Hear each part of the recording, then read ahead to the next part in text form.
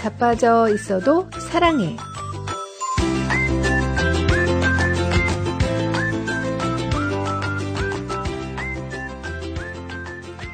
안녕하세요. 미주복음방송 자빠져 있어도 사랑해. 저희는 제임스 장. 크리스틴 장입니다. 제임스님? 네? 말씀하시죠. 우리 어제 싸웠잖아요. 그랬나요? 왜 싸웠죠? 뭐 종종 저희가 싸우니까 예, 저희가 주로 싸우는 것이 하나는 이제 운전할 때, 제가 운전할 때 주로 싸우고요. 네. 또 하나는 저희가 같이 무슨 사역할 때 네. 그럴 때도 아주 그 사역 내용 가지고 되게 많이 싸우고 그랬던 것 같아요. 네. 뭐 주로 그런데 이제 어제 일은 벌써 잊어버리셨나 보네요. 어제도 뭐 잘 종종 잊어버리잖아요. 싸우다 보니까 예, 어제 이거 왜 싸웠죠? 제임스님은 네.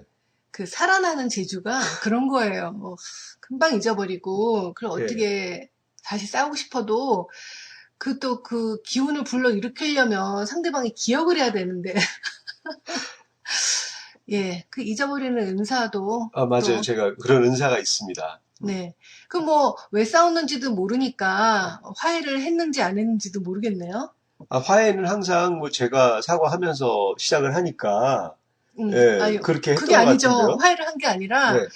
저는 안 풀렸는데 네. 어제 저녁에 우리가 약속이 있었잖아요. 다른 분들하고 아, 예, 그렇죠. 만나서 식사하는 약속이 있어서 어쩔 수 없이 또 안 나갈 수도 없고 또 혼자 나가라니까 싫다 그랬잖아요. 네? 그래서 어쩔 수 없이 나가서 또 좋은 분들하고 하하호호 하다 보니까 또 자기는 거기 껴가지고 빌붙어서 그냥 저랑 좋은 사이가 됐잖아요, 다시. 아, 또 잊어버리셨죠? 여하튼 이렇게 우리도 그렇지만 부부가 살면서 갈등을 피할 수가 없는데요.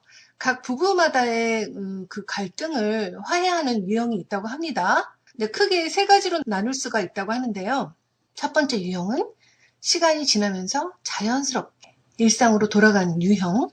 뭐 이래서 미안해, 다시는 안 그럴게 이런 말 없이 시간이 지나면서 자연히 화도 풀려서 그대로 자연스럽게 일상으로 돌아가는 집이 있겠죠? 예, 맞아요. 이것도 그 보편적으로 그럴 것 같아요. 뭐 굳이 막 이렇게, 왜냐면 그 싸움이 네. 어느 한쪽의 일방적인 잘잘못 뭐 그런 경우가 있을 수도 있지만 대부분 네. 그냥 일상에서 서로 의견이 다르거나 이래서 하는 아니면 것이 뭐 있다면 대화 방법이 다르거나 해서 그렇죠. 오해할 예, 수도 있고 그렇죠. 그런 것 마음은 때문에 그렇지 않은데 맞아요. 근데 예. 그래서 좀 싸웠다가 네. 서로 사과하기도 좀 어색하고 그러면서 주로 뭐 그 우리가 좀 그렇게 하는 스타일이기도 한데 네. 사실 이거는 이 그 문화적인 것도 있을 것 같은데 한국 사람들은 뭐 사랑해 뭐 고마워 미안해 이렇게 굳이 말 안 해도 서로 아이 뭐 그건 남사스럽게 뭐 그런 얘기해 그냥 눈빛 보면 아는 거지 하고 넘어갈 때 그렇죠. 뭐 많잖아요. 그러려니 하고 네네. 넘어가는 거죠. 네, 이런 유형 많을 것 같고요. 두 번째 유형은 싸우고 나서 바로 사과하고 화해하는 집이 있죠. 네. 뭐하러 시간 끌면서 스트레스 받나요? 빨리빨리 사과하고 잊어버립시다. 라는 유형이죠. 이런 네. 유형 어때요? 이것도 너무 좋은 것 같아요. 저도 그래서 그 상대방이 자 빨리 사과하세요. 그러면 이제 네 사과 한다든가 저는 아니면 이런 유형 싫거든요. 아니면 이제 미안하다고 빨리 꼬리를 저는 내리고 싫거든요. 예, 왜 그럴까요? 그 이런 유형은 그러면 상대방이 좀 진정성을 담아서 사과하라고 하잖아요. 네네. 그러면 뭐가 이제 뭐 잘못했는지 얘기해보라 그러고. 그렇죠. 그렇게 가면 이제 또 한두 끝도 없어지니까. 예. 근데 문제는 이제 대부분은 뭘 잘못했는지 잘 모른다는 거예요. 네, 근데 그게 이제 문제인 거죠. 그러면서 또 사과하고 넘어가고. 근데 이제 이런 유형이 빨리 사과하고 넘어가는 건 좋은데, 이런 깊은 성찰 없이 그냥, 당장, 불을 끄자!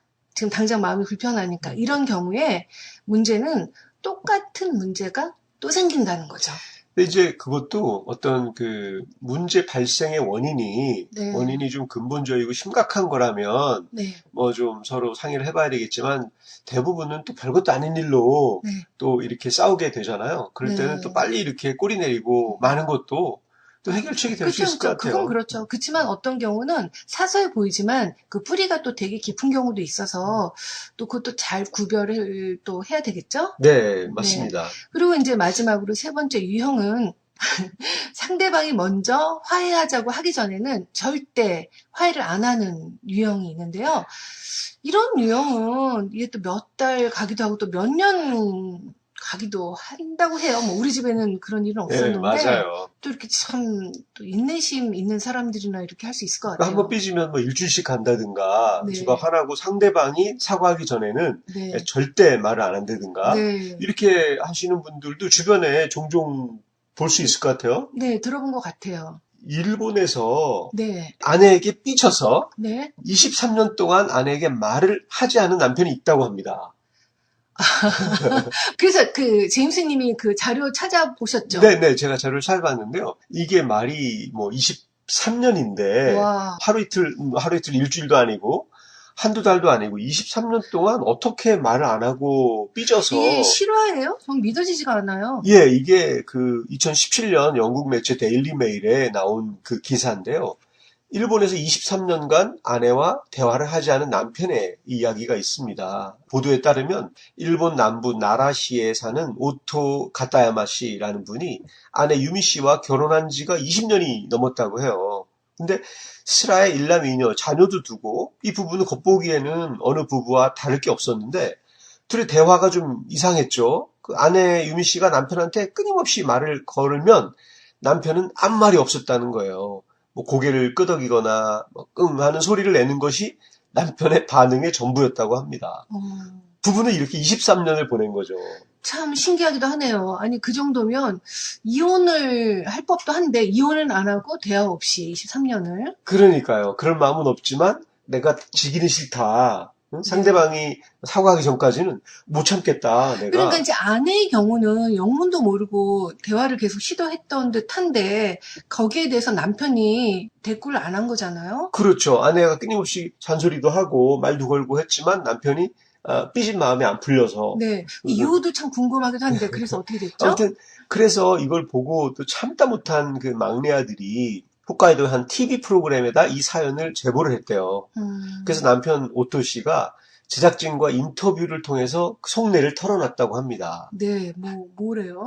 남편이 그동안 말을 하지 않게 된 이유가 아이들이 태어나면서 아내가 너무 바빠졌고 자기에게 상대적으로 소홀해졌기 때문이라고 했다고 하는 거예요.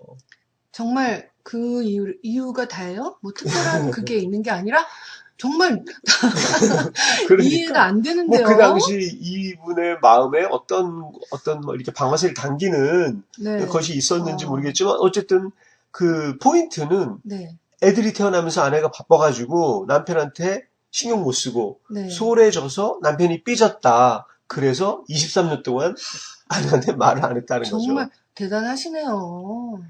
그래서 이 부부가 제작진이 마련한 데이트를 통해서 둘만의 시간을 가졌다고 하는데요.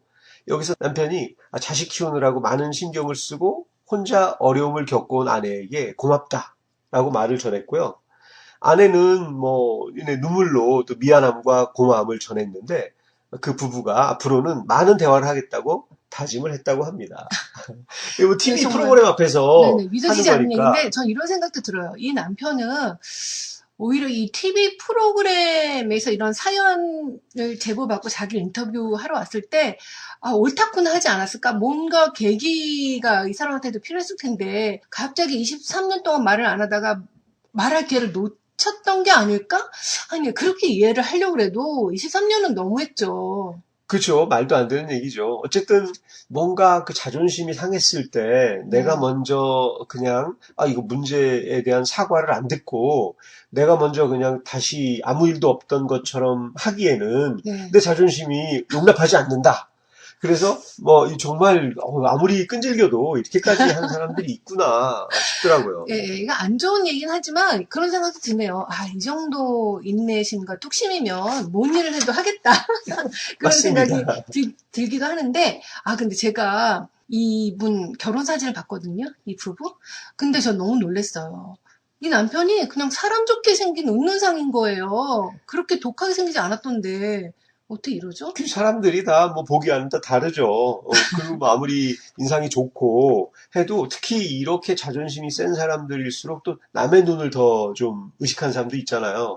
의식하기 때문에 남들 앞에서는 뭐 그렇게 표 안 낼지 몰라도 내가 한번 찍은 사람, 한번 음. 나한테 찍힌 사람한테는 정말 갇혀갖고 용서 없고 또 그 사람이 사과하기 전에는 내가 절대 안 돌아서고. 그런데 그 부인도 부인도 아, 사실은 저도 진짜 부인도 대단하신 분 같아요. 예, 그러면 이게 벌써 손바닥이 그 마주쳐야 소리가 난다고 네. 남편이 이렇게 그 삐져 있는 상태인 걸 알았잖아요. 예. 알았으면 어떻게든 좀 사과를 먼저 한다든가 좀 풀려는 노력을 같이 좀 할 수도 있었을 텐데 말이죠. 했겠죠.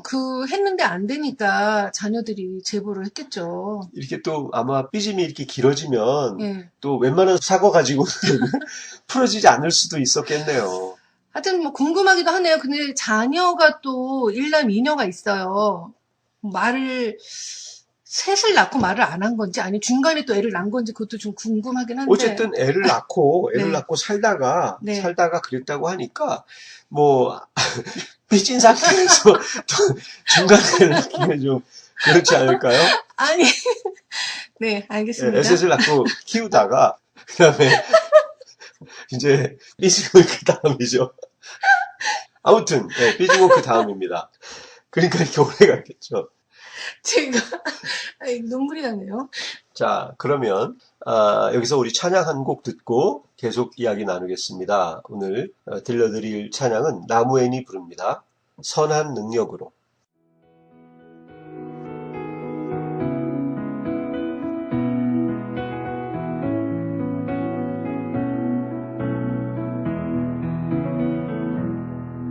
그 선한 힘에 고요히 감사여 그 놀라운 평화를 누리며 나 그대들과 함께 걸어가네 나 그대들과 한 해를 여네 지나가 넘을 어둠의 날들이 무겁게 내 영혼 짓눌러도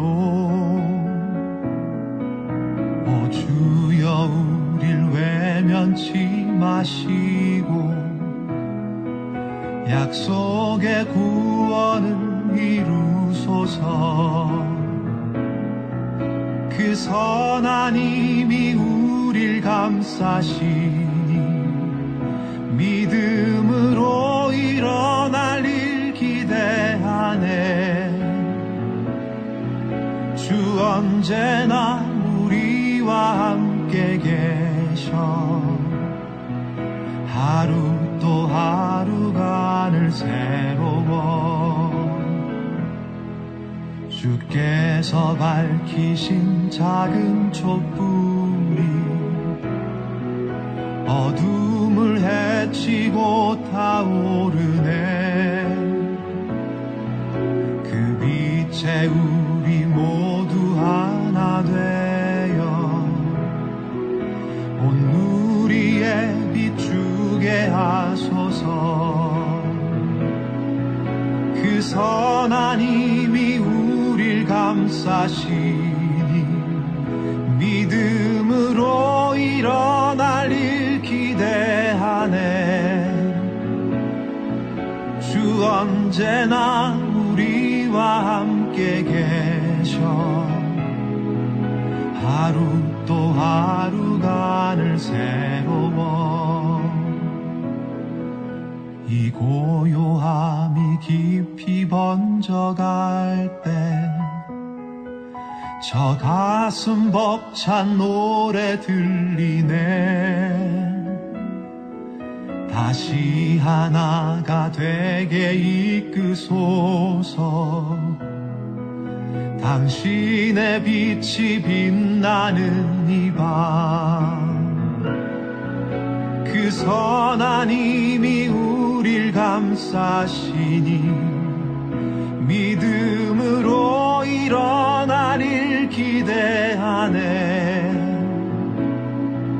주 언제나 우리 우리와 함께 계셔 하루 또 하루가 늘 새로워.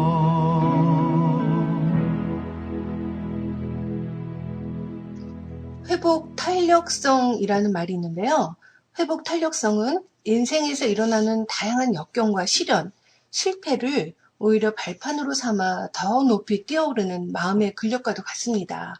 보통 실패를 겪으면 주저앉는 경우가 많은데요.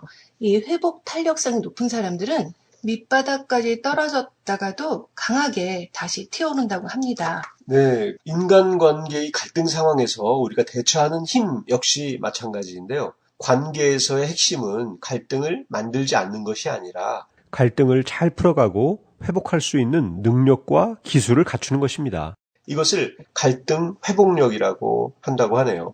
갈등 회복력이 높은 사람들은 갈등이 관계를 위협한다기보다 관계가 발전하는 과정에서 피할 수 없다고 보고 이를 잘 풀어나가려고 합니다. 네.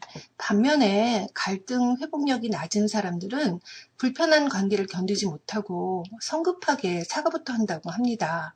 자신이 진짜 잘못했다고 생각하지 않아도 서로 팽팽한 줄을 당기고 있는 듯한 지금의 상황이 너무나 불편하고 스트레스를 받는 나머지 이 상황에서 서둘러 벗어나려고 하는 거죠.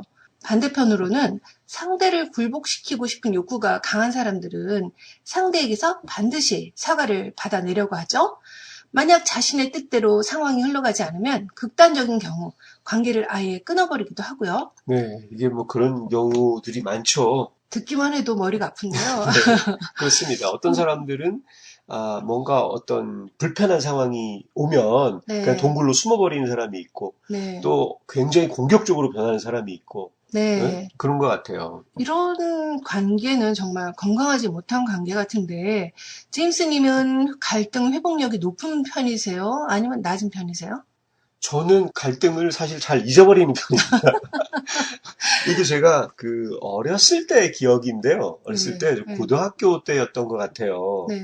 그 선생님 중 한 분이 네. 저한테 굉장히 나쁜 소리를 하면서 음. 사실 별것도 아니었는데 제가 제임스님은 모범생이었다면서요? 예, 제가 반장이고 뭐 공부도 잘하는 편이고 그런 음. 모범생인 편이어서 그랬는데 이분이 갑자기 막 저한테 화를 내는데 그 부모님 한테 나쁜 소리를 하는 거예요. 그날 무슨 일이 있었는지. 그러게 말이요. 그건 어린 학생한테 할 말은 아닌 것 그렇죠. 같은데. 어린 마음에 굉장히 상처가 됐어요. 그랬겠네요. 그래서 제가 내가 커서 성공하면 이거 음. 절대 이거 잊어버리지 않는다. 예. 그래가지고 제가 그분한테 들은 얘기를 어디 쪽지에다 적어놨어요. 그런데 그리고 그분을 보면 네. 이제 그분은 스트레스를 풀었으니까 네. 그 다음에는 그냥 아무 일도 없던 것처럼 행동을 했지만 저는 저분을 보면서 내가 잊어버리지 말아야지 네. 하고 했는데 한 몇 주 지나가서 제가 그 쪽지를 잊어버린 거예요. 어디다 적어놨는지. 예. 예, 그래서 참. 나한테 이런 성품이 있었구나. 제임스님은 그런 얘기도 많이 하지 않아요? 와이프가 막 진짜 못되게 했을 때 네. 내가 이거는 절대 용서하지 말아야 되겠다 그러고 막 맞습니다. 적어놓으셨다면서요. 저희 와이프가 작가거든요. 그래요? 네, 그래서 작가의 그 장점은, 특징은 네. 그 단어 선택이 훌륭하다는 겁니다. 네, 그래서 그렇군요. 한번 이제 둘이 싸우거나 어쩔 때 네. 있다 보면 어디서 그렇게 적재적소에 맞는 단어를 찾아서 상대방을 전곡을 찌르고 그치, 블레임하는지. 팩트를 너무 잘 얘기를 하나 보다. 팩트를 얘기하는 것도 있지만 좀 과장할 때에도 작가니까 좀 그 창작력과 네, 이런 게 극적으로 표현을 그렇죠. 잘 하는 거네요. 그래서 아주 가슴 아픈 아주 막 포인트를 이렇게 좀 찌르는 그런 단어를 써서 막 얘기를 하면 제가 기분 나쁘잖아요. 네. 그래서 요거 적어놨다가 내가 이거 잊어버리지 말고 나도 또 써먹어야지 네. 하고 했는데 그 다음날 그걸 잊어버린 거예요. 또 어디에다 뒀나를 또 못 찾겠는 거예요. 그러시구나. 제가 좀 그런 시기여서 뭐 은사라고 볼 수 있는데 그럼 제임스님은 제가 진단을 해보기로는 갈등 회복력이 높거나 낮은 그런 차원이 아니라 그냥 갈등 기억력이 없는 분이에요. 근데 그건 저 이것도 은사라고 생각하는 게 예. 어떤 분들은 나의 의지로 그걸 일부러 잊어버리려고 하면 그쵸. 그래도 내 마음에 그게 또 상처가 돼서 네. 이렇게 나올 수가 있잖아요. 그럼요. 저처럼 이렇게 좀 흐지부지하다 그냥 그걸 아예 잊어버리면 예. 뭐 나름대로 제가 받는 상처도 덜하고 네. 또 그분들한테도 제가 가식적으로 대하는 게 아니라 예. 잊어버렸으니까 잊어버렸으니- 그냥 빈 그렇죠. 머리로 대하는 거죠. 빈, 빈머리라고 하니까 좀 그런데, 듣기가 그런데, 이런 단어 선택. 그죠? 이런 게 이제 남한테는 상처가 되지만 또 제가 잊어버리니까, 네. 그것도 정말 은사인 것 같아요. 저는 네, 그렇게 네, 생각합니다. 맞아요. 좋은 것 같아요. 우리, 저는 이제 네, 그 어떠세요? 성급한 사과를 했던 것에 대한 좀 안 좋은, 아팠던 기억이 있는데, 이제 제가 계속 부딪혀야 되는 사람이 있었어요. 네. 왜냐면 보통 그 갈등이 힘든 경우가 계속 봐야 되는 상대의 경우잖아요. 그렇죠. 뭐 지나가다 한번 본 사람이거나 아니면 내가 안 볼 수 있으면 안 보는 사람에 대해서는 내가 그렇게 뭐 갈등을 풀기 위해서 노력할 필요가 없는데 어쩔 수 없이 자주 봐야 되거나 아니면 같이 일을 해야 되거나 이제 이런 사람일 경우에 그 갈등이 너무나 힘들잖아요. 그렇죠. 대부분의 갈등은 뭐, 가끔씩 보는 사람하고의 갈등은 사실 별거 아니고, 네. 기억도 안 나지만, 자주 봐야만 하고, 가까운 또, 사람이고. 그렇죠. 가까운 사람일수록 그 갈등의 그 강도가 세지죠. 예. 그래서 이제 저도 그런 경우가 있었는데, 저는 그 뭔가 팽팽한, 그런 게 너무 힘든 거예요.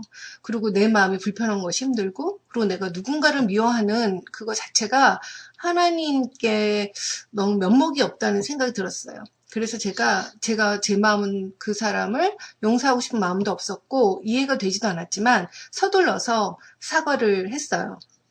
그래서 그 사람한테 잘해줬죠? 네. 예. 그랬으면 그 갈등이 풀릴 줄 알았는데, 오히려 제 마음이 이제 그때부터 엄청난 내적 갈등의 상태로 들어간 거예요. 네. 왜냐면 나는 내 마음과 반대되는 행동을 했는데 내 마음이 진정이 오히려 더 안 되고 더 요동을 치더라고요. 이게 뭐냐면 갈등을 그냥 쓰레기통 뚜껑을 덮어놓은 거랑 마찬가지예요. 그냥 그렇죠? 갈등이 회복된 게 아니라 그냥 네. 갈등을 덮어놓는 덮은 거네요. 거죠. 그러니까 그 안에서 부글부글 끓어오르고 더 냄새가 나는 그런 상황이 있어가지고 오히려 나는 그 사람한테 화해를 청했기 때문에 다시 갈등 상황으로 갈 수도 없고. 그렇죠. 어차피 내가 정리를 한번 한다고 네. 표시를 했으니까 내가 사과하는 방식으로. 그렇죠. 그러니까 뭐 갑자기 내가 화를 내거나 뭔가 불만을 제기할 수도 없고. 근데 내 마음은 너무 힘들고. 그래서 제가 그때 그 경험을 통해서 와, 이런 뭐 내 마음이 마음 좀 편하자고 성급히 그렇게 할 게 아니라 이거는 일단 하나님 앞에 가지고 가서 하나님 앞에서 내가 정리된 다음에 사람 앞에 나아가야지 되겠구나. 그런 경험을 했던 적이 있어요. 네, 그 방법이 뭐 어떨 때 이제 때에 따라서 네. 적용을 하고 말고가 필요할 것 같은데요. 제 생각에는 남편과의 갈등이 있을 때는 그 방법을 적극 적용하시고요. 또 네. 타인과의 관계에서는 네. 한번 좀 하나님과 생각하면서 네. 그 말씀 받고 네. 정하는 것도 좋을 것 같네요. 네, 뭐 또 본인이 살기 위한 방법을 이렇게 또 방송을 통해서 이렇게 또 저한테 강요를 하시는데, 또 갑자기 생각나는 사례가 있어요. 네. 이런 그 갈등 회복력이 높은 분이 주변에 계셨는데, 지금 생각해보니까 그분이 갈등을 해결하는 방법은 굉장히 원초적인 방법인 것 같아요. 뭐냐면 이분은 그 상대방이 아무리 이상해도 그 사람이 그냥 이해가 되는 은사를 갖고 계신 분이 네. 있었어요. 그러니까 이분은 저 사람 이상해. 뭐 정말 용서할 수 없어. 참 상종 못할 사람이다. 이렇게 보통 생각하는 누군가가 있다면 네. 이분은 아유, 그럴 수도 있어. 저 사람은 그 사람 위치에서 이런 마음이 들었을 거야. 하고 그 사람 미워하는 마음이 전혀 없는 거예요. 네. 그러니까 상대방하고 상대방은 나한테 갈등이라고 느끼지만 이분은 본인 상대방을 미워하지 않기 때문에 그냥 자연스럽게 다가가서 그냥 대화를 하고 풀고 그러시더라고요. 야, 그거야말로 진짜 말은 제가 원초적이라고 했지만 가장 근본적인 그 갈등의 해결 방법이 아닐까 싶어요. 그렇죠. 뭐, 제3자로서 갈등을 이렇게 볼 때에는 네. 훨씬 더 좀 관대하게 볼 수 있지만, 네. 뭐 이것도 이해 못하나 하면서, 네. 그렇지만, 나한테 닥친 일을 네. 그렇게 받아들이기가 참 쉽지는 않죠. 맞아요. 네. 힘들죠. 네. 그래서 그 역사적으로도 유명한 사람 중에 갈등 회복력이 높은 사람들이 있는데요. 오늘 소개해드릴 분은 넬슨 만델라, 남아프리카 공화국의 대통령이고요. 인종차별 정책인 아파르테이트에서 반대하는 활동을 하다가 27년간 감옥살이를 하신 17년. 분이죠. 네. 이분이 이제 석방된 후에 그는 복수를 택하지 않고 나라를 통합시키기 위해서 노력을 하신 분입니다. 진짜 27년을 복역을 했는데. 그렇죠. 그 인종차별에 반대하느라고 27년간 감옥살이를 하다가 나와서 예, 근데 그분들을 자기를 가둔 사람을 용서한 거죠. 난 못할 것 같아요. 그러니까 이제 위대한 분인데요. 예. 이분이 감옥에서 나온 후에 백인과 흑인 모두의 입장을 이해하려고 노력을 했습니다. 백인들이 느끼는 두려움과 또 흑인들이 느끼는 분노를 모두 이해하려고 했고요. 만델라는 다양한 인종과 계층의 사람들과 끊임없이 대화하고 또 국가를 통합시키기 위해서 여러 방면의 대화도 하고 협력의 길을 모색했죠. 이게 자기 잘못이 아니더라도 화해를 위해서 먼저 사과하고 양보를 했습니다. 그 과거의 상처를 인정하고 모든 국민들에게도 진심 어린 사과를 했고요. 또 자신이 27년간 감옥 생활을 뒤로 하고 이렇게 인종차별을 주도했던 사람들을 모두 용서하고 이런 화해와 용서로 나라를 통합시킨 거죠. 이런 노력 덕분에 남아프리카 공화국은 평화롭게 민주화 과정을 밟을 수 있었고요. 그래서 93년에 노벨 평화상을 수상했고 또 남아프리카 공화국의 첫 흑인 대통령이 될 수 있었습니다. 정말 감동적이네요. 만약 만델라가 복수를 선택했다면 어떻게 됐을까요? 또 끊임없는 그 분쟁과 네. 그죠? 분쟁과 다툼과 이런 것들이 그 나라를 분열로 이끌었고 네. 훨씬 더 많은 국민들이 더 힘들었겠죠.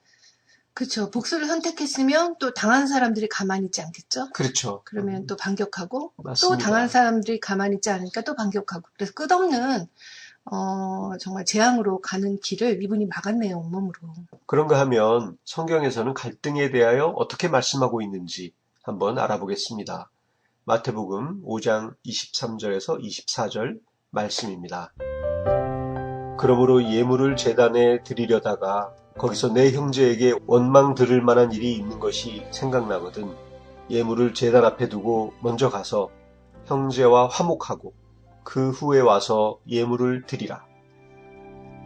네, 마태복음 말씀에 따르면 예물을 드리기 전에 형제와 화목해야 한다고 이야기합니다.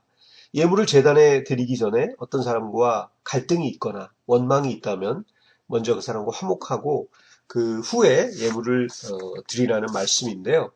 하나님께 예물을 드리는 것보다 더 중요한 것은 우리가 서로 사랑하고 화목하는 것이라고 하십니다. 맞습니다.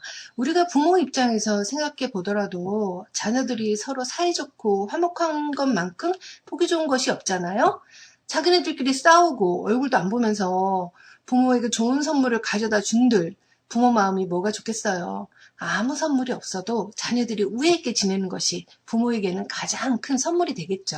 네, 우리 아버지이신 하나님의 마음도 그러실 것입니다. 혹시 지금 생각나는 화해가 필요한 분이 있다면 먼저 하나님께 그 사람을 이해하고 사랑하는 마음을 달라고 기도하신 다음에 상대방에게 먼저 다가가서 손을 내미는 저희와 여러분이 되었으면 좋겠네요. 그것이 하나님께 가장 효도하는 방법일 것 같습니다. 이렇게 하나님을 웃게 만드시는 한 주가 되기를 바라면서요. 저희는 물러가겠습니다. 끝곡으로 마커스가 부르는 하늘에 펼쳐진 약속 들려드리면서 미주 복음방송 자빠져 있어도 사랑해. 저희는 다음 주일 1시 반에 또 만나요.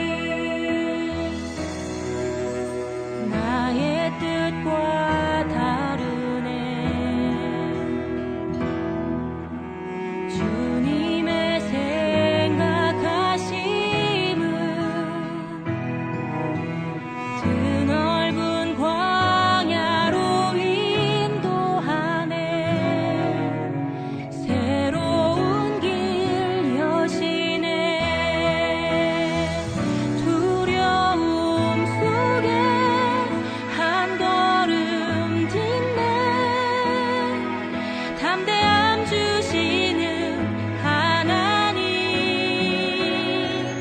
강한 손으로 주 날 붙드네. 나를 도우시는 하나님, 하늘에 펼쳐진 약속을 볼 때 믿음의 발걸음 걷게 되리. 내 삶의 인도자 날 이끄실 때 주님 뜻 이루어지리.